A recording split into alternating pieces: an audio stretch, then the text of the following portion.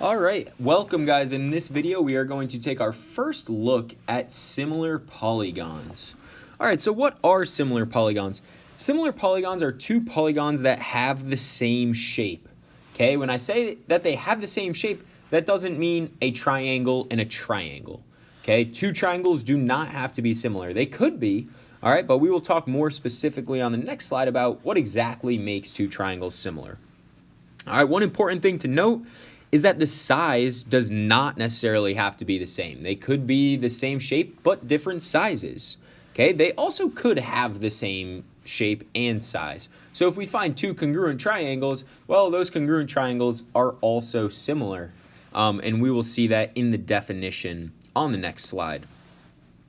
So for two polygons to be similar, two things need to happen.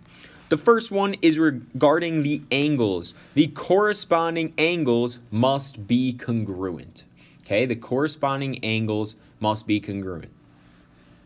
Where similar polygons differ from congruent polygons is that the sides don't have to be congruent. The corresponding sides just need to be in proportion.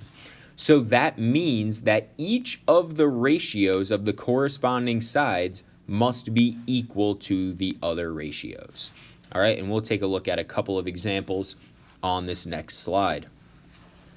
All right, so this question is asking us, are the two polygons similar? All right, so we have, for number one, we got a couple of triangles here. We have ABC and we have DEF. So let's take a look.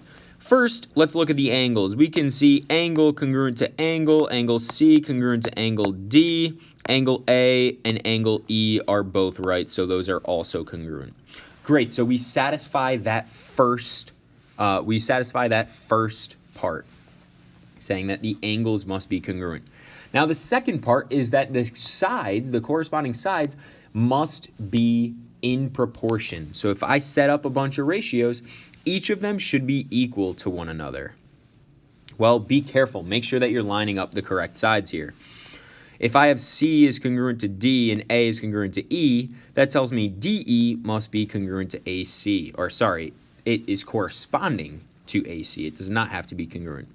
So 3 over 6 is equal to, well, FE is 4 and AB is 8. 4 over 8 is equal to 5 over 10. Is that true? Yes, that is true.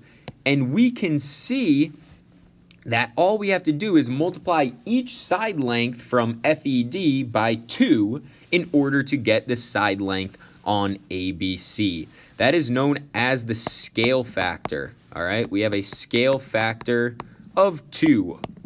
Or you could say it's of 1/2 going from ABC to DEF. All right. Now, how do we state that the two triangles are similar? It's very close to the sign for congruency. However, now there's no equal sign, so it's just one little wiggle. All right, so let's write this out. Let's say triangle ABC is similar to, that's what this sign right here is similar to triangle, and now let's just be careful, make sure we line up the corresponding angles. That's E to F to D. All right, so triangle ABC is similar to triangle EFD because the corresponding angles are congruent and the corresponding sides are all in proportion. Now for number 2, I can right off the bat see all of my angles are congruent because they're all right. And now it's just a matter of, are the corresponding sides in proportion? Well, let's take a look. We got 4, 10. This, if it's a rectangle, of course, it has to be 4 over there, 10 over here, 3 here, 8 here. Well, in this situation, we need to set up and say, is 4 over 3 equal to 10 over 8? Well, let's find out if that's true by cross multiplying. 4 times 8 is 32. 3 times 10 is 30. Those are not equal to each other, so my corresponding sides are not in proportion, so these are not similar. No for this second one. All right, let's finish it out with this last problem. We want to find the scale factor. It looks like I erased part of this second polygon here.